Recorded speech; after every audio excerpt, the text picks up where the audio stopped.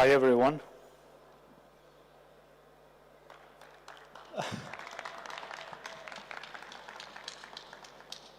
Thank you for your time and your presence. My name is Burim Bayraktari. I'm an architect and the co-founder of Modium Architecture. Modium Architecture was founded in 2004 in Pristina. And in 2020, we opened our first branch in North Macedonia to continue with Albania and recently in Geneva, Switzerland. Through these 20 years of experience, we had a chance to work on more than 200 projects and more than 1.8 million meters square. So these are the slides showing the number of the project, where our offices are located, and then we picked few of our reference projects to present to you. So this is Kula, is one high tower based in Pristina. Actually, it's one of the few high-rise buildings being built in this part of the city. So we, as architects, we were trying to give a good example of how a new structure in this prime location should be contextualized and in harmony with the surroundings. So if you can see the slides above, you see that everything is detected by the context and how the building sits with the other surrounding buildings. So the building consists of 20 floors, 15 residential luxury apartments, and 5 floors of commercial spaces.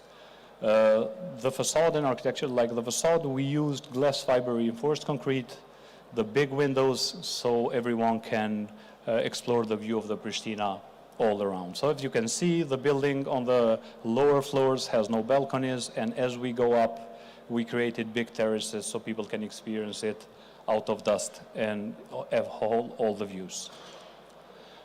The next project is one of the biggest projects going on or happening in Kosovo. This is not on the capital of Pristina, but it's in Peja, which is like 80 kilometers from Pristina.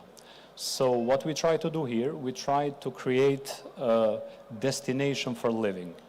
The plot size is 160,000 meters square, and the project size is around 400,000 meters square.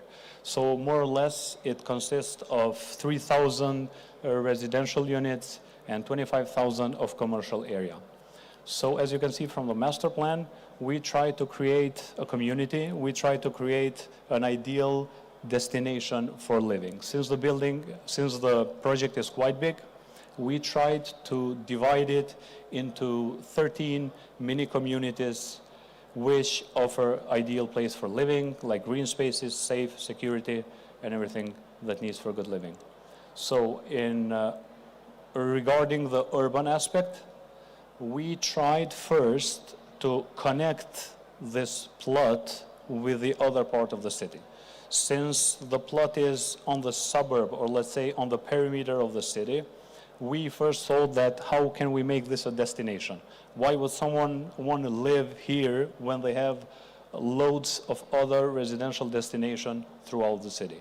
So since the river is close and there is some archaeological site, we tried to put all the roads and automotive roads underneath and on perimeter so the whole development could be explored by walking.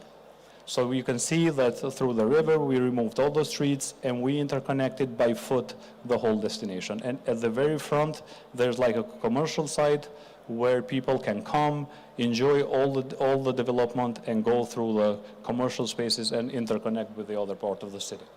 So if you can see, like this is the slides showing how many apartments and how much residential and commercial spaces are. On the other hand, as important as urban aspect is also the composition, or as I mentioned before, the size and the qualities of the small mini communities within the whole development. So we started by creating one urban block and start doing all the studies first by seeing how the sun will penetrate and how all buildings will be insulated. Well, then we removed some spots to create like the openings, Then we tried to do some views toward the archaeological sites, as since the development is near the mountains, we did create some big terraces where people can feel and explore and have the great view of the beautiful mountains around.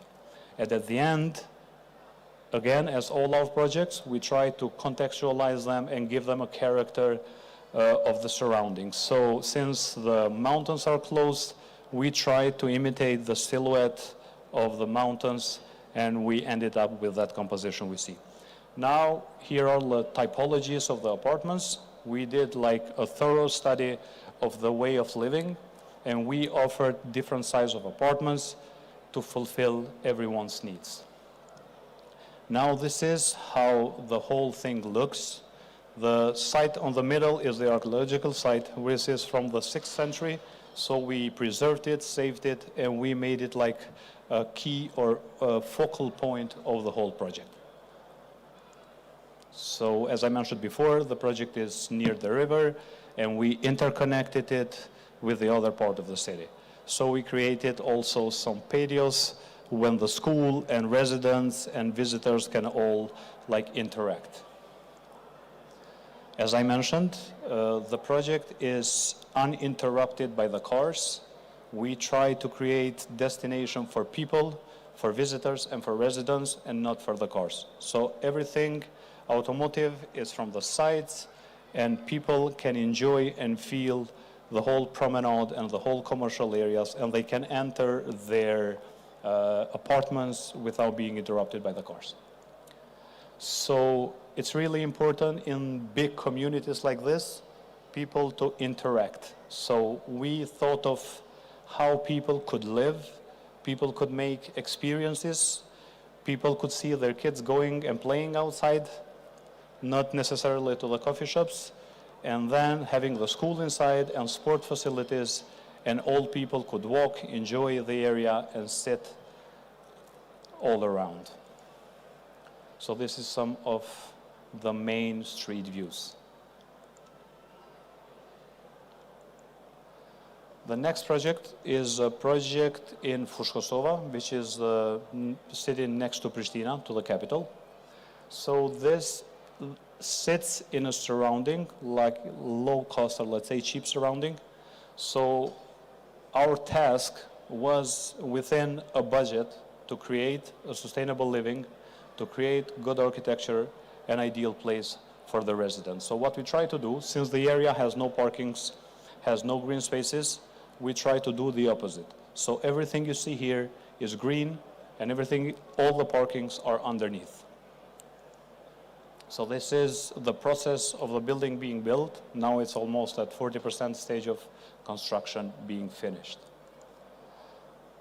As I said, again, is the inner courtyard where the community will interact and meet. Following that project, the next project by the same developer, and next to that project is again a big residential and commercial development happening in Fushkosov. Again, as at the Peya Residence project, we tried to divide it into communities, create green spaces, like offer everything people need for a good living. So these are some schematics of how we wanted to be sure that this kind of big development can happen and can be executed, and we can create a life there. So first we analyzed how the city was expanded, and we wanted to test if this is the right destination to do a development like this. So it sits on the edge of the actual city, and it ends by the highway. Again, like from the urban point of view, we try to create all the infrastructure and communities not being penetrated by the cars. We can see that it has everything inside. It has the promenade, it has the school, it has the kindergarten, the police station, and some commercial spaces. Either the Swiss embassy will be relocated to this destination since the investor is from Swiss. And this is like how the whole thing looks. We can see that we have all sort of living, like from a single family houses in row, mid apartment blocks, and high-rise apartment blocks. And these are some schematics of how we did analyze the urban interaction, the promenades, the green spaces, and the distances from a building to a building, which allows the optimal installation. The next project, which is on the process of construction, is a neighborhood in Pristina. It consists of 1,091 houses. We have three types of houses, like from the smallest one is 170 meters square, the second one is 220, and the third one is 276. So what we try to create here, we try to create a small urban townhouses, which will suit for a regular Kosovarian family. So we introduced this idea of fourplets in order to save the land, since the land is quite expensive in the area. So we wanted to save 4 facades and 4 houses being attached.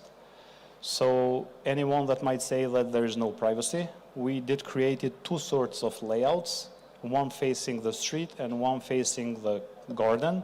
So there will be no problem with privacy. So this is now the house is being built and executed, the typologies and the function of the houses.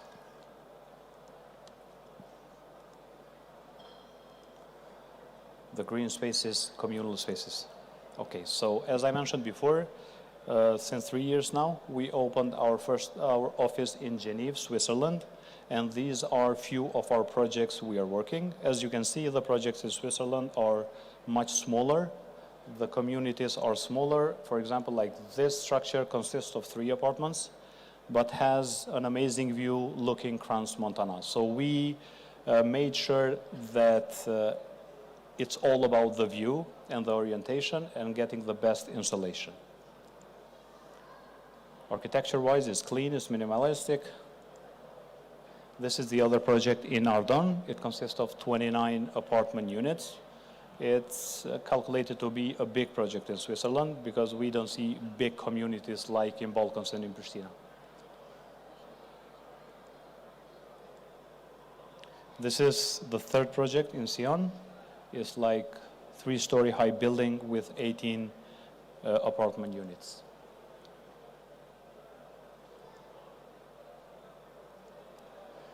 And then the project in Salah. This is again looking the beautiful mountains around. So we tried to maximize the views, and through using like earthy tones and natural materials, we tried the building to be camouflaged and contextualized in the surrounding and not interfere with the beautiful nature of the Crans Montana.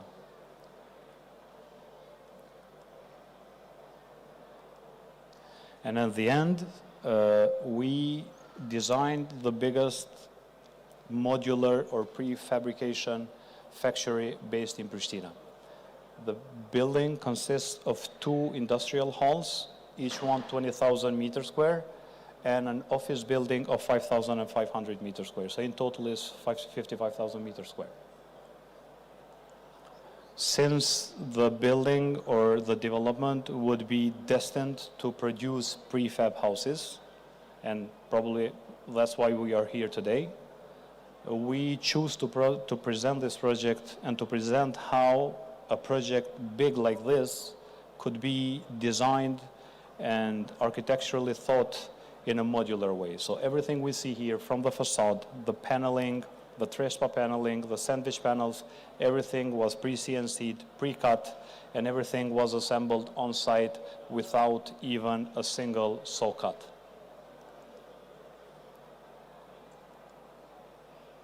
This is few of the details and architectural composition we try to present.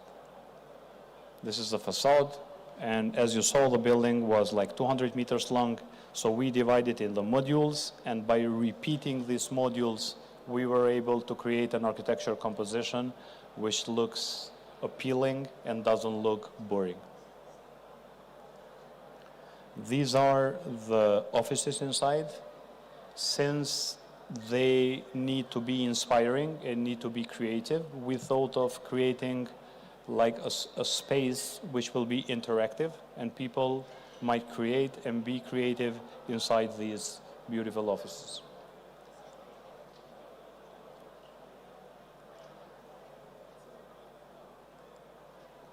So this is more or less the projects we have been working on. And now I would please ask you to play. We have like two short videos, one showing our architecture in modular design. The same building we presented in InstaBuild, we have been contracted to design their modules. So now the houses we have been designing are being sold throughout the Europe, throughout the US.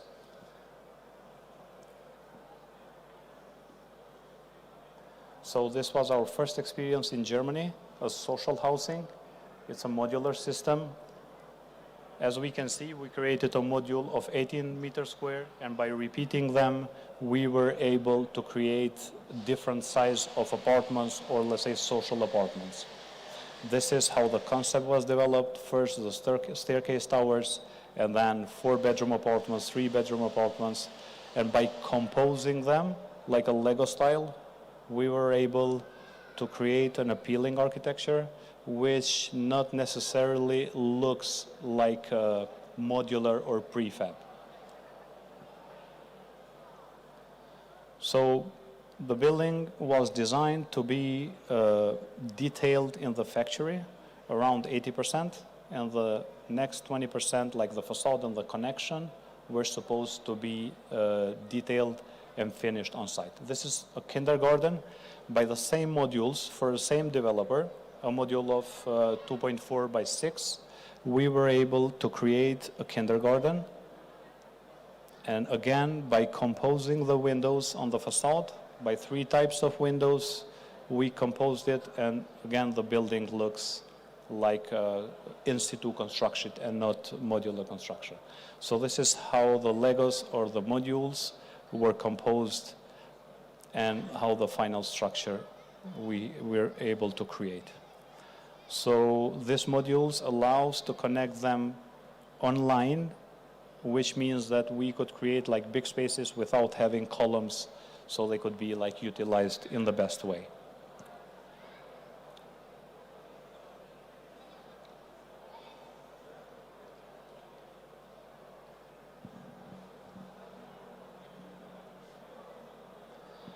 This is the house we designed for InstaBuild, the factory I mentioned before. It's a house based on EU standards. It's a typical, let's say, German house. This is the process of building it. We did all the technical drawings and all the technical details, so the building would be as much as possible prefab. So this is the process on the factory and the process of assembling it on site. This was our first test model project.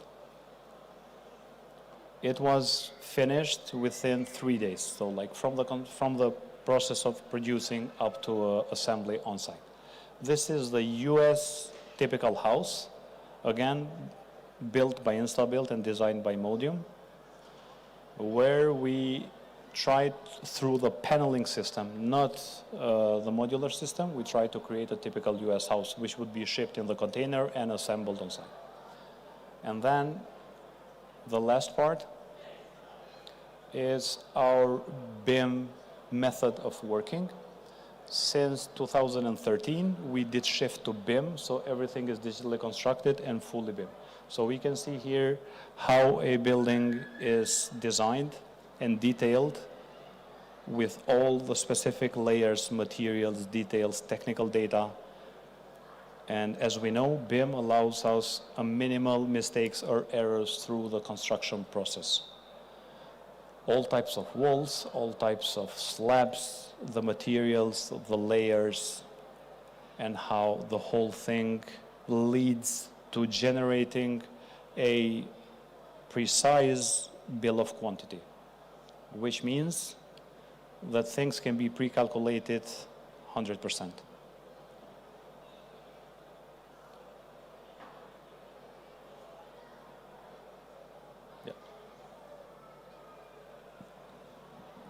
This is how the BOQ is generated. the quantities of concrete, rebars, all the materials. And now this is a process of the building being implemented precisely on site by the construction company. This is all. Thank you very much for your time and attention. If anyone has any question, feel free.